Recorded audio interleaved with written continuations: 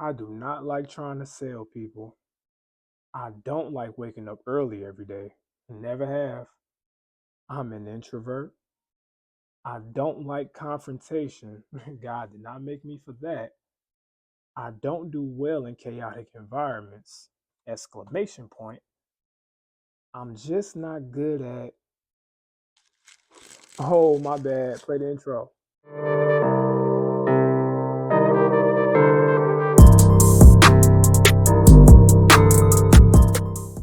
Yo, what up, though? It's Rasta White. In today's video, I want to talk about strengths and weaknesses and how your strengths are all you need to succeed. Okay? God designed us all in his own unique image. He gave us all different gifts, different talents, and different strengths. Okay?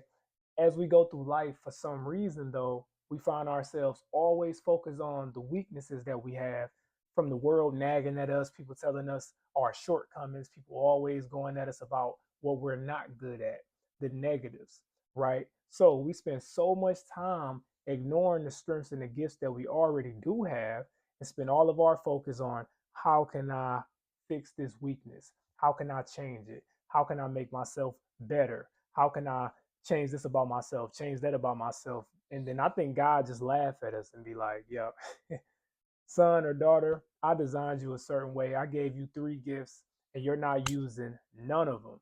All you doing is focusing on five things or two areas in your life that I didn't design you to excel in. I designed you to excel in this area. But for some odd reason, we get confused and the world tricks us and have us thinking our weaknesses are where we need to put our focus at. No, sirree. And I'm telling y'all from experience. I was in the Navy, 18 to 23. Once I got out, I found myself always focusing on the things that I was not good at. Because you hear a lot of people preach nowadays, we are limitless, and don't limit yourself. You can be everything and be anything. But the harsh reality is this: if you were born 3'5", can you go to the NBA? Yeah, maybe. But what's the chances of you going to the NBA versus a guy who was born 7'3", 200 pounds, all muscle? Well, 300 pounds, 200 pounds, he'd be skinny. But 300 pounds, all muscle. What's the chances of him going over you? I think it's like a statistic where, like, most people that's 7 foot and up, like 50% of them have at least been in the NBA. Don't quote me on that, but that's how our gifts work. Our gifts so much, they pretty much predestine us for greatness in certain areas if we're willing to walk in it, right? So I believe that God has a path for everyone. You have your own unique path. I have my own unique path. I spend so much time trying to change who I am, trying to be an extrovert when I'm really an introvert, trying to be a salesman when I'm more of a marketer. I like to bring people to me. I don't like chasing people. I don't like chasing business. That's not who I am. And if you're an entrepreneur watching this, you know exactly what I'm talking about. 99% of us, we're just not. And then that links to chasing money. God recently told me, son, you can't chase money anymore.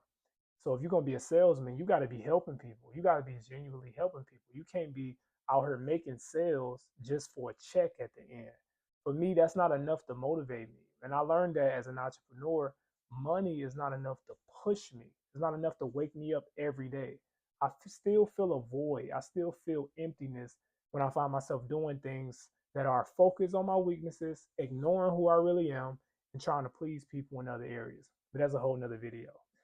But in this video, I'm gonna give y'all three quick tips that can help you focus more on your strengths and negate your weaknesses. Okay.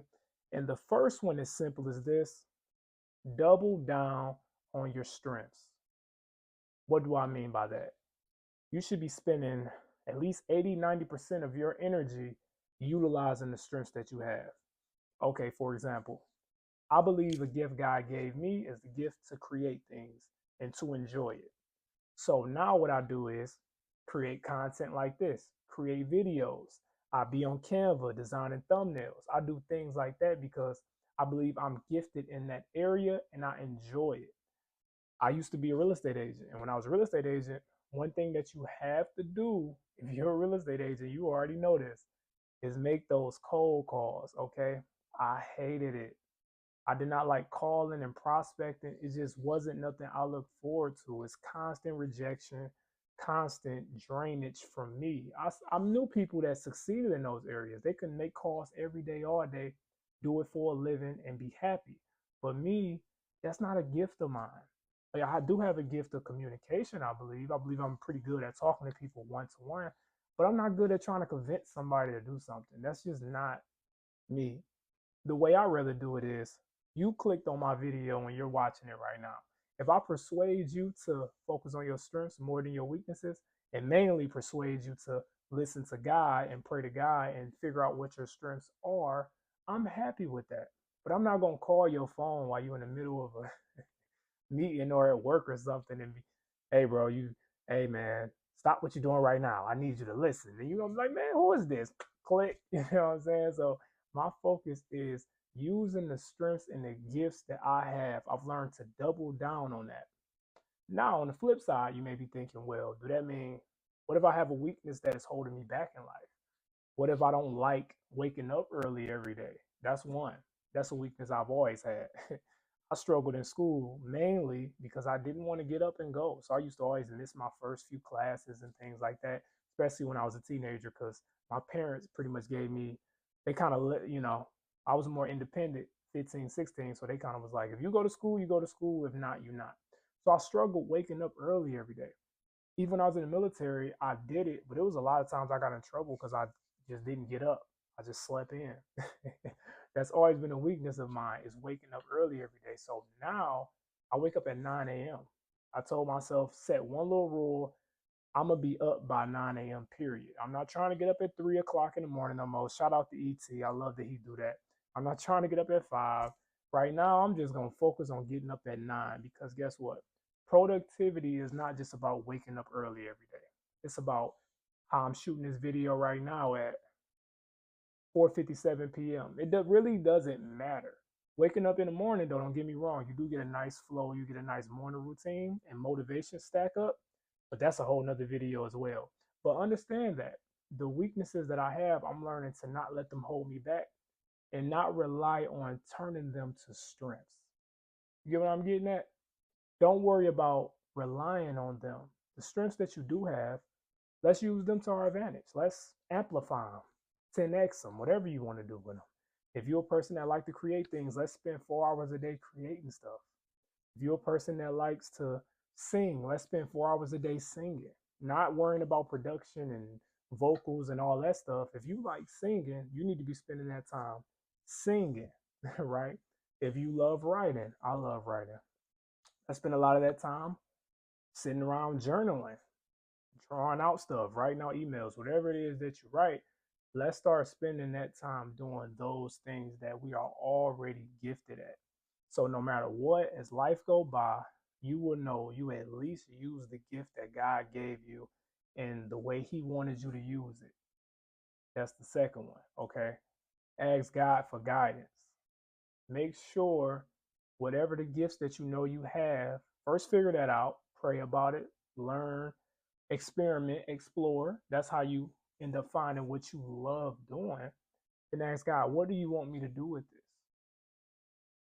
You might have a great voice. What do he want you to do with it?